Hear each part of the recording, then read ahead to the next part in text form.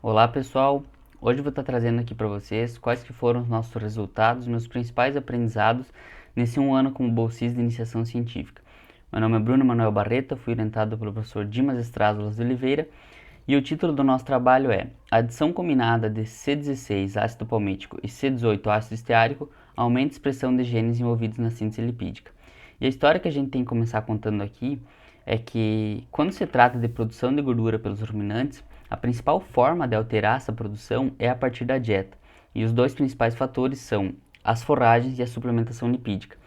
E nesse ponto, a suplementação lipídica é algo que já é usado há muitos anos, porém, só agora que a gente está tendo um entendimento específico de cada ácido graxo dentro do metabolismo do animal.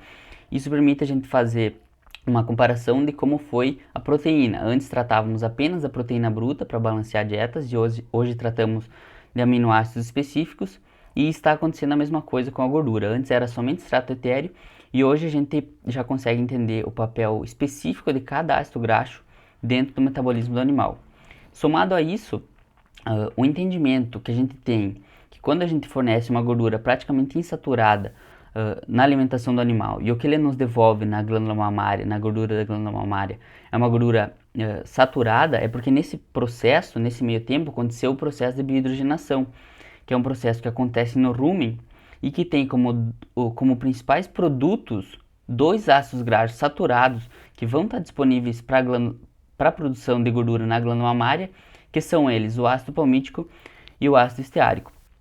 E um outro ponto que vem crescendo são os cultivos in vitro.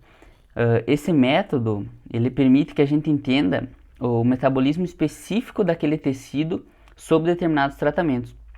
Esse é um método que já se provou viável e também é um método que diminui o uso de animais durante os experimentos. Então, juntando esses três fatores, ou seja, a importância daqueles dois ácidos graxos, do ácido palmítico e do ácido esteárico, a produção de gordura pelos ruminantes e o uso de explantes de cultivos in vitro foi o que objetivou esse estudo, que foi determinar se o uso dos ácidos graxos palmítico e esteárico e da combinação de ambos altera a expressão gênica das enzimas da síntese de novo, da translocação de ácidos graxos e da dessaturação de ácidos graxos em tecido mamário cultivado in vitro.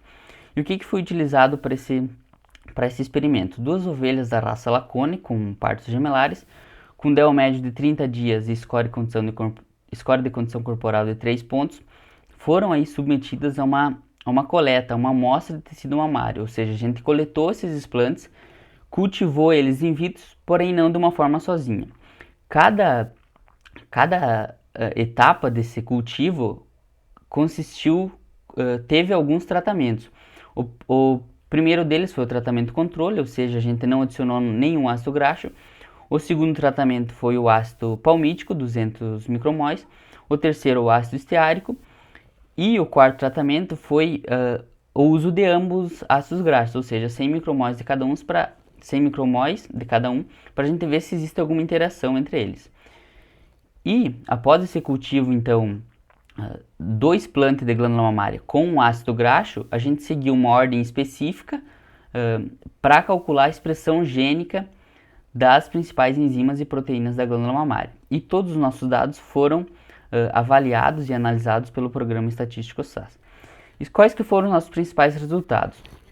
Um deles, na enzima ACC, que é a principal enzima envolvida na síntese de novo, ou seja, na síntese de ácidos graxos com menos de 16 carbonos na glândula mamária, ela ficou mais expressa quando a gente teve o C16 e o C18 juntos. Isso sugeriu algumas ideias do porquê aconteceu. A primeira delas é que o C16 pode aí ter agido como um startador, ou seja, o C16 presente na glândula mamária, ele tem agido como o primeiro iniciador, ou seja, ele vai se ligar no glicerol e permitir que outros dois ácidos graxos de cadeia média ou curta se liguem para formar a molécula de gordura.